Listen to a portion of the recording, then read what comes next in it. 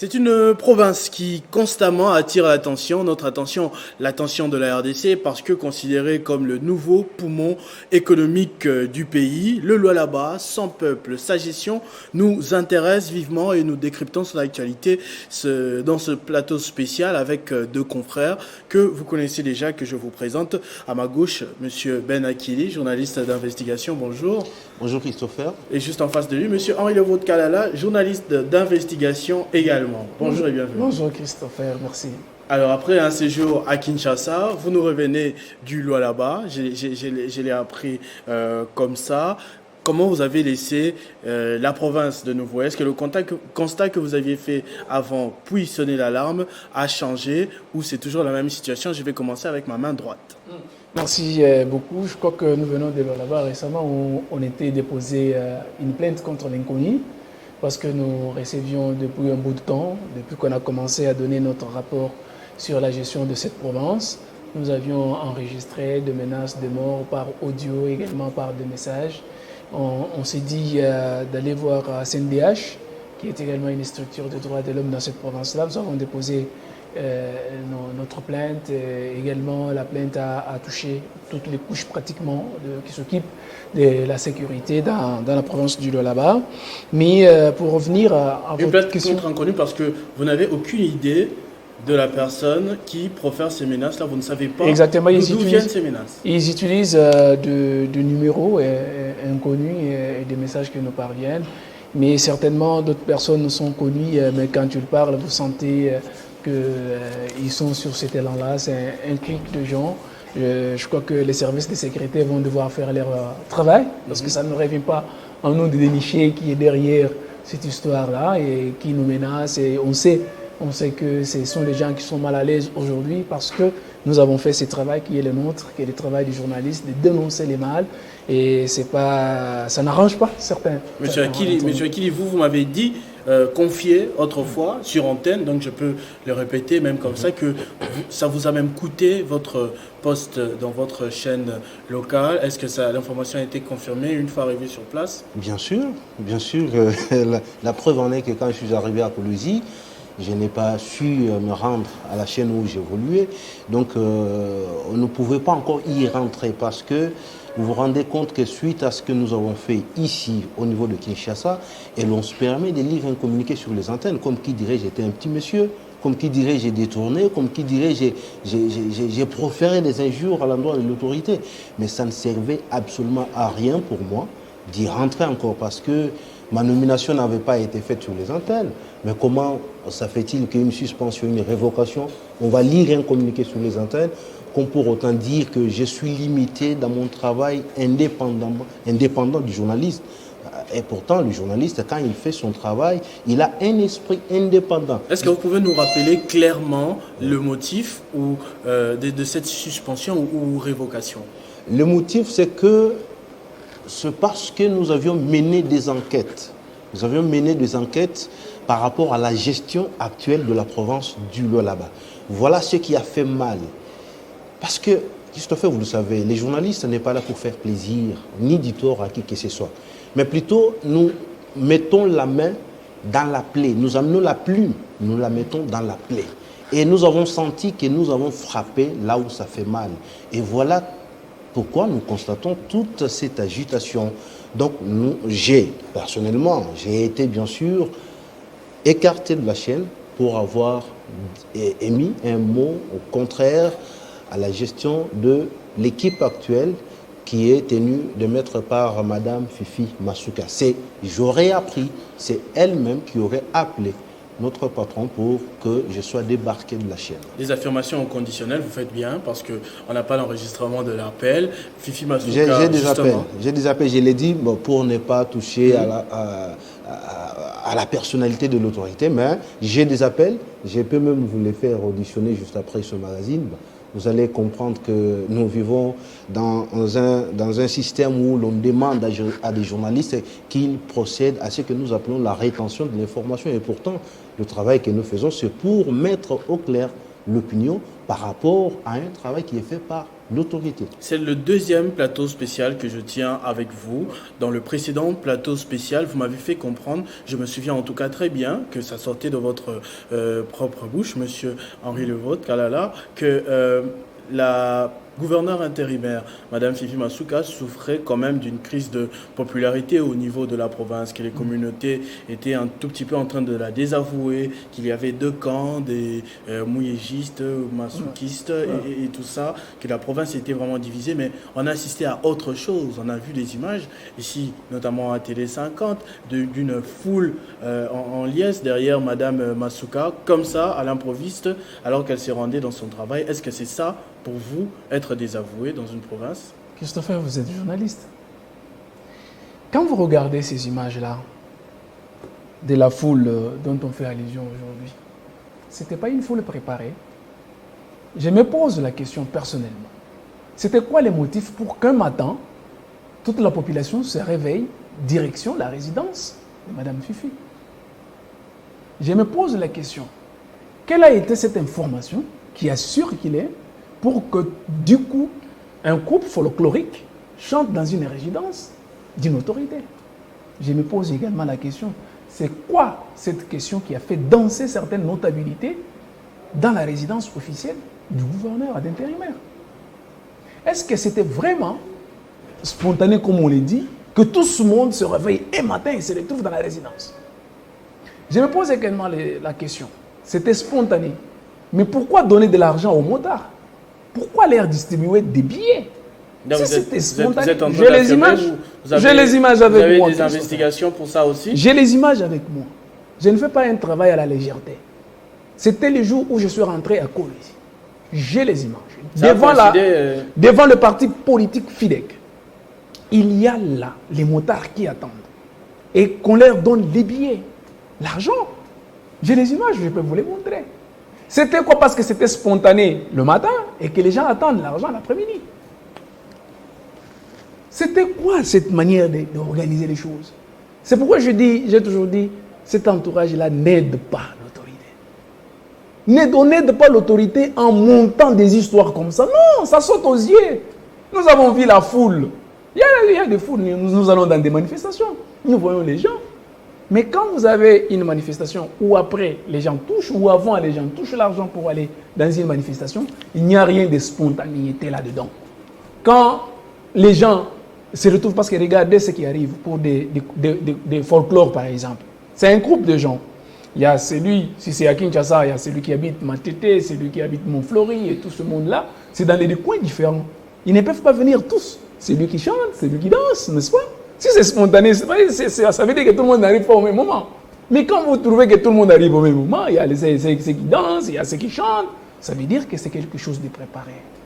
J'ai intercepté un appel avec une notabilité de la province. On les pose la question, on dit, mais c'était quoi cette manifestation? Milongo Bademita. C'est ça la réponse qu'il dit, ça veut dire, moi on m'a appelé, je suis allé. Où est la spontanéité dans ça? Et c'est lui qui dit ça, c'est un ancien ministre, c'est un ancien député. Il y a quand même de l'honneur qu'il faut garder quand vous faites des choses comme ça. Ça saute aux yeux, je ne sais pas ce qu'on crée, mais tout de suite, l'information qui a circulé, c'était quoi? Parce que moi, personnellement, j'ai reçu un appel d'un proche de Madame Fifi qui me dit, Henri, venez à Kolwezi, Madame serait confirmée comme gouverneur intérimaire. C'était ça l'information. Moi, on m'a appelé. J'ai les numéros, j'ai l'enregistrement avec moi. Parce que mon appel, quand vous m'appelez là, sachez que ça s'enregistre automatiquement. Même vos menaces, quand ça arrive là, ça s'enregistre automatiquement, ça reste. Monsieur Donc, j'ai été appelé pour ça, que Madame serait confirmée par le président de la République qu'elle est gouverneur intérimaire. Rentrez, venez, on travaille. J'ai dit, mais de tout ce temps, je ne travaille pas avec vous, j'ai toujours travaillé dans cette province.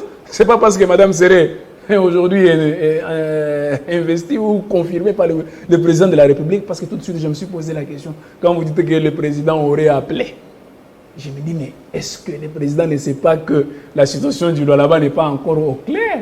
Parce que le gouverneur Richard Mouyej-Manguez-Mans est encore dans des procédures judiciaires. Ce n'est pas encore fini, mais toutes ces questions-là, c'est arrivé après. Mais regardez l'élément qu'on vous a présenté après. Parlons des motivations. Pour ça, je vais prendre M. Ben. Pour les motivations justement de cette mobilisation, après on va clore ce chapitre. Les motivations de cette mobilisation, on a parlé notamment du soutien aux institutions, au président de la République, aux nouveaux animateurs de la CENI et tout cela, même si, bon, il a fallu motiver un tout petit peu la population. Est-ce que vous pensez que les Lualabais et les Lualabais sont contre ce qui a fait l'objet de ce soutien? En tout cas, je dirais ici, sans froid aux yeux, que ce qui s'est passé mardi au niveau de la province du Lualaba, ce n'était que de la poudre qui avait été jetée aux yeux des gens. Parce que l'on ne comprend pas, l'on n'arrive pas à comprendre qu'un motard qui est appelé ici à Kinshasa un Wewa, qui peut se réveiller le matin, qui a un programme de faire le transport, mais directement il se retrouve dans la résidence d'une autorité sans pour autant qu'il soit appelé en avance. Non mais il faut à des moments que nos amis qui s'appelleraient communicateurs de Madame Fifi Masuka arrivent quand même à se dire trop c'est trop, nous avons menti beaucoup. Parce que l'on ne communique pas sur base de mensonges. Nous devons éviter ce genre de communication pour amener un nouveau souffle dans les chefs de la population. Voilà ce qu'il y a eu. Et j'ai compris ça tout de suite, même quand mon confrère a reçu l'appel de la part d'un proche de Madame Fifi qui revenait ici à Kolwezi, nous allons travailler ensemble. Madame serait confirmée gouverneur intérimaire. Mais c'était justement l'occasion de faire voir aux autorités nationales que nous sommes capables, qu'en 2023, nous puissions mobiliser la foule pour que vous soyez réélus à la magistrature suprême. C'était ça la raison de l'organisation de cette marche, comme on peut l'appeler. Madame Masuka en a bien le droit. Elle a bien le droit de faire une démonstration de force comme ça, n'est-ce pas? Est-ce que c'est interdit, c'est illégal? Non, ce n'est pas interdit. Mais quand on nous présente que c'était une mobilisation spontanée, mais ça c'est mentir. Donc c'est le mot qui dérange. C'était un coup préparé à l'avance. Mais c'était préparé bien avant, parce que moi j'ai vu des motards, j'ai des images. Les motards qui nous disent qu'on nous a remis 20 000 francs, donc 10 000 pour les transports et 10 000 euros pour le carburant. Mais vous ne contredisez pas la thèse selon laquelle le Lualaba est bel et bien derrière Félix Tshisekedi, derrière tous les animateurs des institutions et même les nouveaux membres du bureau de la CENI. Il y a un problème au Lualaba. L'histoire risque de se répéter. Ça, je tire l'attention du président de la République. J'ai fait recours à l'histoire de Tchombe et Sampassa. Qui a tué Tchombe? C'est une question que je pose. Les notables Lualabais savent bien ce que j'ai dit. Et aujourd'hui, regardez ce qu'il y a. Fifi Mouyej. Et qui cherche le départ définitif de M. Mouyej, c'est Mme Masuka. Voilà comment l'histoire risque de se répéter. Un Dembo et un Round, aujourd'hui également, un Round et un Dembo. Et si les institutions nationales n'arrivent pas à attirer l'attention par rapport aux problèmes qui se déroulent au niveau de la province du Lualaba, donc même pendant cette année qui va commencer, parce que ce sera bien sûr une année électorale, mais il y aura des problèmes entre communautés. Nous, ce n'est pas ça notre affaire. Et quand nous venons en parler ici, ce n'est pas que nous venons pour nous faire voir. Non. Nous voulons à ce que la province vive en paix. C'est ça notre souci. Et nous voulons que toutes ces communautés-là, qui se retrouvent au niveau de la province du Lualaba, puissent en tout cas revivre cette paix-là qu'avait amené un pionnier. Malgré qu'on peut lui traiter aujourd'hui de tous les maux, mais écoutez, cette province-là a bénéficié quand même de l'expertise de ce monsieur, Richard Miège. Cette province-là a bénéficié de son intelligence. Tout ce que le Lualaba est aujourd'hui, mais c'est grâce à cet homme-là. C'est vrai, c'est comme dans une équipe de football. Il y a un capitaine, mais c'est tout le monde, c'est tous les joueurs qui jouent. Mais tout ce qui a été joué par rapport à ce que on nous a présenté, il y a eu des animateurs bien sûr, mais on avait un chef qui était le capitaine. Et nous devons rester sur cette lancée-là pour que dans les jours à venir, quand les enfants vont grandir, mais il y en a qui disent aussi que il a justement été le premier. Il a le Katanga démembré, il y a le Lualaba, il est commissaire, je crois que c'était ça. Ouais. Commissaire spécial. Donc il était le premier à être là. Et s'il a fait ce qu'il a fait, c'est parce que la province a les moyens justement de se permettre ce genre de choses. Voilà. Et n'importe qui à sa place pourrait le faire. Non, mais ce que nous refusons, c'est de rester en bloc. Aujourd'hui, l'impression que l'on veut donner aux gens est que Mouyej n'a rien fait dans cette province-là. Et pourtant, c'est faux. Et ce sont des petites gens, je les appelle ainsi parce que des gens raisonnables, des gens responsables ne peuvent pas faire des choses comme nous sommes en train de les revivre aujourd'hui dans la province du Lualaba. Parce que ce qui s'est fait là, c'est justement, il y a des gens qui se retrouvent, qui veulent s'attirer de la popularité. Rassurez-vous que chaque acte que pose un acteur politique, c'est justement pour s'attirer de la popularité. Mais moi je pense, on ne s'attire pas de la popularité en faisant des choses pareilles. Il faut que l'entourage de madame, les services de communication arrivent bien sûr à aider cette dame-là. Sinon, elle risque de tomber bas. Parce que, regardez un peu, le pouvoir est sacré. Quand vous prenez une autorité, vous faites des selfies, vous dites, bah, montez à boyer, mais écoutez, vous jouez de l'autorité ou bien c'est quoi? Le pouvoir est sacré. C'est vrai, on peut faire des selfies avec l'autorité, mais pas, c'est une mère. Elle a des enfants. On ne peut pas, en tout cas, chercher à toucher à sa personnalité, mais non. Alors, vous avez des documents à l'appui, parce que c'est dans votre habitude. On est en train de parler des mensonges d'un côté, mensonges de l'autre. En tout cas, vous dites que les autres mentent, les autres disent que vous mentez, mais au moins, vous avez la grâce d'avoir les documents à l'appui et vous avez souligné un autre problème, un autre aspect de votre vaste investigation autrefois sur la gestion de la province du Lualaba. Vous avez remarqué quelques irrégularités en ce qui concerne la passation des marchés publics dans la province. Exactement. C'est quelque chose, nous l'avions dit autrefois, l'enquête était très vaste et continue à l'être. Cette fois-ci, nous avions préféré qu'on y aille point par point, mollo, pour que les gens nous comprennent finalement. Parce que quand on disait ici qu'il y a de marchés qui se passent, je ne sais pas comment, les budgets n'ont pas été très bien respectés, tout ça, les gens ne comprenaient certainement pas. Nous allons revenir ici sur de petits points dans ce budget, mais qui sont des points essentiels qui démontrent noir sur blanc que ce qui a été fait au Lualaba, pour ce qui est de budget rectificatif, n'était juste qu'une manière de régulariser ce qui a été mal fait en avant, c'est-à-dire couvrir en soi les erreurs qui ont été commises. Parce que nous l'avions dit ici, que dans cette province-là, il y a des projets qui ont été entamés sans pour autant être inscrits au budget. Et les budgets, c'est géré par l'autorité budgétaire qui est l'Assemblée provinciale. Donc, les systèmes actuels avec les budgets revus à la hausse, Madame Fifi était allée à l'Assemblée provinciale juste pour régulariser cette erreur-là. Donc c'est ce qu'on avait dit prochainement. Maintenant, il faudrait que les gens comprennent ce que nous disons pratiquement. Qu'est-ce qui se passe? Point par point rapidement. Qu'est-ce qui se passe dans la province du Lualaba? Dans la province du Lualaba, nous avons assisté aux passations des marchés publics. Nous avons par exemple l'entreprise ici qu'on avait indexée du doigt, Congo Invest, qui a placé des poteaux. Mais quand il s'agit des infrastructures, vous allez revoir que nous avons déniché un sérieux problème dans la passation des marchés avec cette entreprise-là.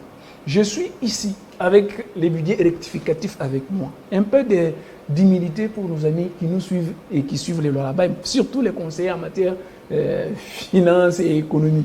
Ils peuvent aussi prendre note s'il faut aller revoir cette histoire-là.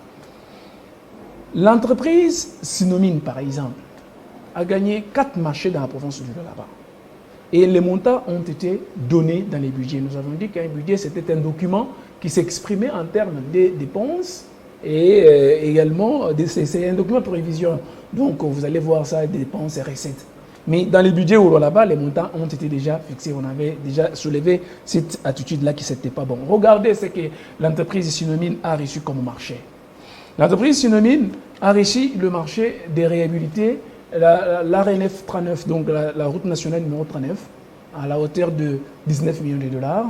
La même entreprise a gagné le marché pour réhabiliter l'avenue du rond-point Mouangéji vers Mandrandel. Également un marché pour réhabiliter ou agrandir l'avenue Mwangeji, RDK, pour ceux qui connaissent bien Kolosi. Et également, la même entreprise a eu le marché vers Malou. Et les montants ont été signalés dans ce budget-là. Mais ce sont des choses qui n'ont pas été inscrits au budget d'avant, les budgets que Richard Magasin avait laissé. Mais cette entreprise-là enrichit tout ce marché. Le montant global pour le marché, ça environne 67 millions de dollars américains. Mais qu'est-ce qui nous fait du mal là? Le mal, c'est que cette entreprise, c'est une entreprise qui n'a pas d'expérience, s'il vous plaît. Vous avez une nouvelle entreprise qu'on est allé chercher, qui gagne des marchés dans la province du Lualaba sans expérience. Aucune route n'a été construite dans cette province par cette entreprise-là. Une entreprise que nous avions dit ici que c'est une entreprise qui est spécialisée en forage de puits d'eau. Mais quand vous allez voir au Lualaba, nous l'avions dit autrefois, le travail qui est en train d'être fait par cette entreprise, c'est du n'importe quoi. Quand vous regardez dans ce même budget, on a repris Sinomine pour ce qui est de l'élargissement de la voirie urbaine de Kolosi vers les sites touristiques Wansele, la route qui va vers Wansele et la route qui va vers Katebi. On a dit que c'est Sinomine. Or, le contrat qui est signé, c'est signé avec Congo Invest ou Invest Congo. Vous voyez? Donc, le contrat est donné à Congo Invest qui est en train d'exécuter ce travaux. Mais dans le budget, on met Sinomine. C'est là qu'on se pose des questions. Est-ce une erreur qui a été commise par l'autorité et son cabinet?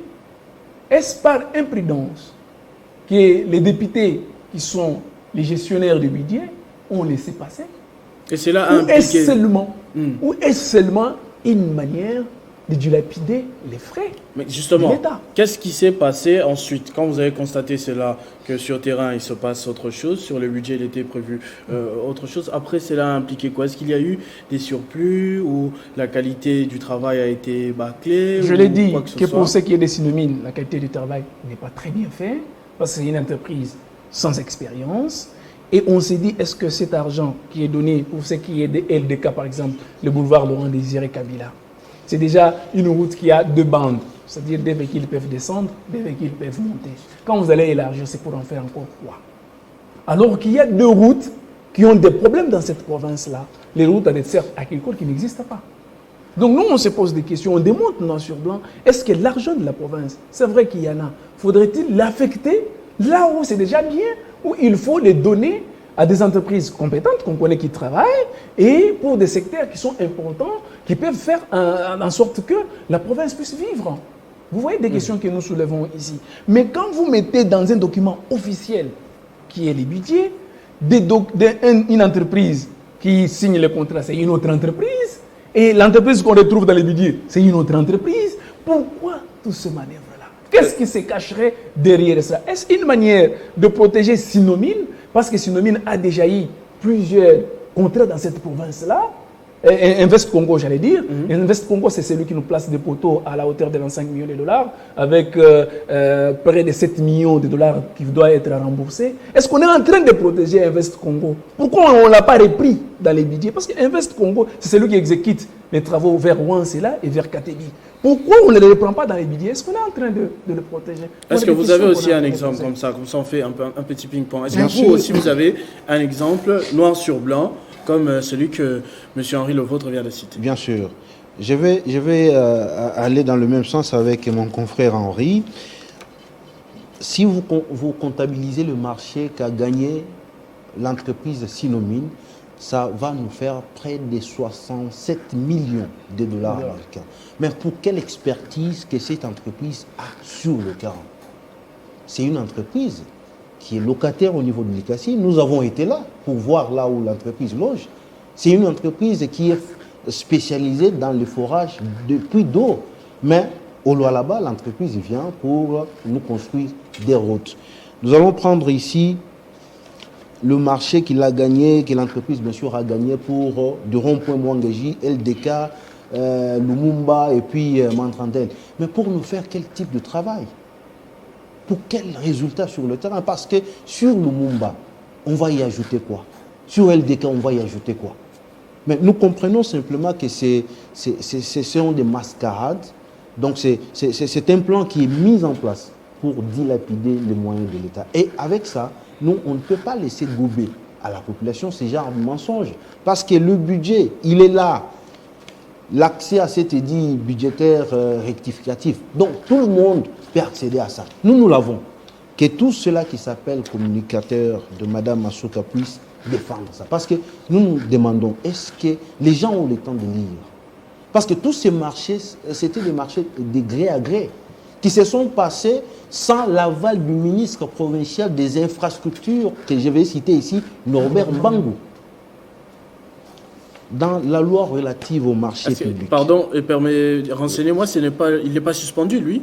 Il a été suspendu. Il a été suspendu. Il a été suspendu. Mais comment on va demander son avis s'il n'est plus là? Non, mais il a été suspendu parce qu'il ne voulait pas que tous ces marchés puissent passer. Parce que là, la province était en train de perdre de l'argent doublement. Nous prenons le cas de Ngungando. C'était avec Sopeco et Crec 7. Mais aujourd'hui, on a donné Ngungando à Mouska. Et puis, une entreprise là qui va construire des caniveaux avec un montant de plus d'1 million de dollars américains. Mais pour quelle expertise sur le terrain? Il n'y en a pas.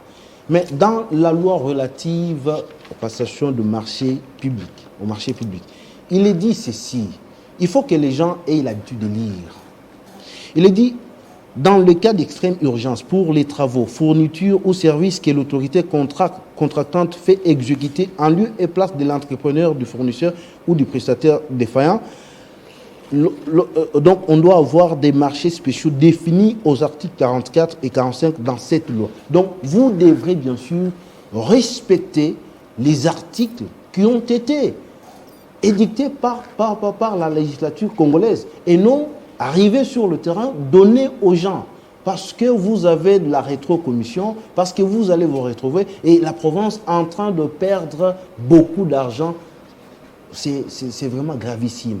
Et nous en appelons à la vigilance. Ce n'est pas que nous venons ici pour dire nous sommes contre Mme Massouka, mais nous sommes contre par rapport à une gestion qui n'est pas orthodoxe. Nous, on n'est pas bavardeurs de la rue. Nous venons avec des documents très clairs. Donc, tout le monde qui veut accéder à ces documents, il peut toujours les chercher et lire, comprendre ce qui a été démontré dans tous ces documents. Mais aujourd'hui, quand vous allez sur terrain, vous allez voir qu'il y a une entreprise, TOA Investment, avec la réhabilitation des routes interbattues. Cette entreprise gagne d'abord pour la route Kakese, nous sommes au quartier latin. L'entreprise gagne 1,29 million américains. Alors, et pourtant, aujourd'hui, vous pouvez vous renseigner, réhabilitation d'une route et l'asphalter, 1 kilomètre, ça ne va pas coûter plus de 800 000 $ pour l'asphalter. Mais ici, c'est en terre battue. On dépense déjà plus d'1 million de dollars américains. Mais qui gagne et qui perd? Est-ce que vous êtes un tout petit peu renseigné sur qui sont derrière ces entreprises? Non, mais nous comprenons ce qui se passe dans la province. Là-bas, ce n'est pas pour rien qu'on a dû écarter des entreprises qui étaient déjà prévues sur certains travaux pour ramener des entreprises qui n'avaient pas d'expertise sur le terrain. Tout ça, c'est justement pour satisfaire un camp et faire mal à un autre qu'on va appeler aujourd'hui que non, ces gens-là sont en train de soutenir M. Justement, quand vous dites que ça va faire mal à un autre, est-ce que l'on ne se retrouve pas dans un contexte tel que il y avait des équipes qui étaient là, enfin des entreprises qui étaient là avec des accointances pro-mouillage et maintenant, pour plus de sécurité pour sa gestion, vu qu'ils se séparent un tout petit peu en conflit, Madame veut aussi de son côté mettre des entreprises envers qui elle a toute sa confiance. Attention là, Christopher. L'entreprise, par exemple, vous savez qui est de la nationale numéro 39, ou l'avenue Ngungando, c'est l'entreprise de l'État, Sopeco. C'est au niveau national. Ça n'a rien à voir avec Mouyej. Ça n'a rien à voir avec Massouka. Ça, c'est une entreprise nationale qui a déjà l'argent pour faire ce travail-là. L'argent de la province était déjà là pour faire ce travail-là. Mais là, on dit, non, c'est vrai que cette route est à la compétence nationale. Vous dites, non, vous mettez-vous de côté avec l'argent que vous avez mis là. Gardez ça Nous, la province... Regardez ça. Oui, c'est ça que ça veut dire. Parce que la route numéro 39 est dans l'intérêt national. Donc, c'est l'État congolais qui doit construire ça. Et l'argent est déjà là. Vous dites non, halte, Sopeco, ne travaillez pas, nous nous mettons 6 000. Ça veut dire qu'on refuse à l'État congolais de faire correctement son travail et que la province doit amener son entreprise à elle. Ça, il y avait pas de moyens. Est-ce qu'au niveau de la loi, il n'y a pas un problème là d'illégalité qui pourrait conduire Il y a un problème, c'est ça qu'on décrit. Tout comme aujourd'hui la province, cette entreprise peut aller en procès contre la province. Pourquoi, c'est un marché gagné. pourquoi l'entreprise ne le fait pas? Oui, c'est un marché gagné par l'entreprise. Qui doit, par exemple, si vous êtes sur Ungungandu, c'est un marché qui doit être exécuté par une entreprise, Crexet, qui devrait exécuter ce travail-là. Mais vous dites à Crexet de ne pas faire ce travail. Vous avez superposé les contrats. Je crois que les juristes connaissent bien la matière. Donc, c'est ce qu'on dit ici. La province, aujourd'hui, vit sur les pincettes. On ne sait pas à quel niveau ça peut éclater. Parce que ça ne va pas dans tous les secteurs. Que ce soit sur le plan social, mon confrère l'a évoqué ici, les communautés vivent à coups tirés. Sur le plan administration, ça ne va pas. Les gens, on les change comme on les veut. On l'avons décrit ça aussi précédemment ici. Quelqu'un qui a été nommé sur un arrêté, qui s'est retrouvé déplacé par une notification. Ce sont des problèmes. Et la province est exposée à ce genre de problèmes-là. Donc, si je reviens à cette histoire de Ungungandu ou comme sur la nation numéro 39, c'est pour démontrer qu'il n'y avait rien des entreprises proches en Mouyège. Ça, c'était des entreprises de l'État congolais qu'on a demandé de ne plus exécuter le travail parce que les chefs de l'État auraient, je pèse bien mon mot, demandé que les entreprises comme Stinomine viennent travailler. Je suis là à la couverture de cette activité. Est-ce que l'on est en train, ce que vous voulez me dire, c'est qu'on est en train de profiter un tout petit peu de la confiance du chef de l'État pour faire passer ce genre de décisions? Parce qu'on a vu hier, justement, au 29e Conseil des ministres, évoquer justement cette question, par exemple, des minéraux. On a demandé à ce que l'on puisse bien évaluer la situation. On a fermé de gauche à droite jusqu'à ce qu'il y ait éclairage dessus. Exact. Le chef de l'État dans la province du Lualaba, il est cité dans tout. Quand vous allez voir les malades, ce sont les orientations du chef de l'État. Quand vous allez faire ceci, c'est le chef de l'État qui a demandé. Moi-même, je me suis posé la question sur la nationale numéro 39 là. Mais c'est l'entreprise qui est là, c'est l'entreprise étatique. Comment on doit, au nom du chef de l'État, enlever cette entreprise, mettre une autre entreprise pour asphalter la route? Une autre entreprise privée. Une entreprise privée. C'est là que je dis que le chef de l'État congolais Félix Antoine Tshisekedi ne fera pas bonne presse dans la province du Lualaba, même en 2023, parce que l'image qu'on présente du chef de l'État dans cette province-là n'est pas très correcte. Parce que quand on cite le chef de l'État dans tout, or, le chef, quand même, le pouvoir, il est quand même sacré. On ne doit pas amener les chefs dans tout. Moi-même, je me demande, est-ce que réellement, c'est les chefs de l'État ou c'est seulement pour faire plaire ou c'est quoi au fond? Parce que ce n'est pas clair. Je vais prendre monsieur Ben Akiliani parce qu'on est coursé par le temps, malheureusement. Dites-moi, vous avez mené beaucoup de plaidoyers ici, en tout cas, depuis un moment. Comme monsieur Henri Levôtre vient de le dire, vous n'avez pas parlé que de ces problèmes au niveau de la passation des marchés. On a parlé infrastructure, on a parlé social et même dernièrement le cri d'alarme sur l'éducation. Mais est-ce que la moindre sonnette d'alarme que vous avez enclenchée ici porte fruit? Est-ce qu'il y a déjà quelque chose qui semble changer? Vous remarquez que ça bouge un tout petit peu ou bien les autorités restent à de marbre et pensent que vous avez tort? Ce qui change, ce que nous avions constaté, c'est de l'agitation pour nous répondre, pour dire que nous racontons des choses dont on n'a pas de preuves. Mais tous ces documents que nous amènent avec nous, ce ne sont pas des preuves. Nous avons autant de preuves dans plusieurs secteurs. Mais les autorités sont là en train de penser peut-être que nous nous acharnons sur tel ou tel autre individu, mais ce n'est pas ça notre travail. Nous, ce que nous faisons, c'est justement pour la bonne marche de la province. Et qu'on nous arrête ce genre de discours que hier, tel a fait ceci, moi aussi je vais faire ceci. Non. Aujourd'hui, quand vous allez dans la passation du marché public, mais ce sont les enfants de tels qui se retrouvent beaucoup plus. Chose qu'on ne pouvait pas rencontrer hier dans la gestion de M. Mouyège. Mais aujourd'hui, quand on va vous dire que des journalistes là ne sont jamais des journalistes d'investigation, bon, moi je ne sais pas, c'est devant qui on va aller présenter les documents pour qu'ils sachent que nous sommes journalistes. Le journalisme n'est pas un asile de cancres, ni un refuge de ratés. Nous, on n'est pas des ratés. Nous sommes des journalistes bien formés. Et le travail que nous faisons, nous avons de la crédibilité sur le terrain. Pour preuve, vous avez vu vous-même comment il y a eu de l'agitation. On a frété un avion justement avec des gens pour venir nous répondre. Au lieu de nous rencontrer sur les faits que nous avons démontrés ici, mais elles se sont lancées dans les débats inutiles, des insultes. Et c'est ce que nous fustigeons. Nous interpellons les autorités. Parce que si la situation perdure, en tout cas, même le pouvoir central aura du mal à s'imposer au niveau de la province du Lualaba. Et le Lualaba aujourd'hui a besoin d'un homme qui doit fédérer tout le monde. On ne dirige pas ou on ne construit pas une entité sur base de division. Vous n'allez pas, vous êtes satisfait et que les autres sont insatisfaits, sont en train de pleurnicher. Mais ça ne va pas. Et avec ça, nous allons tout droit à un échec total.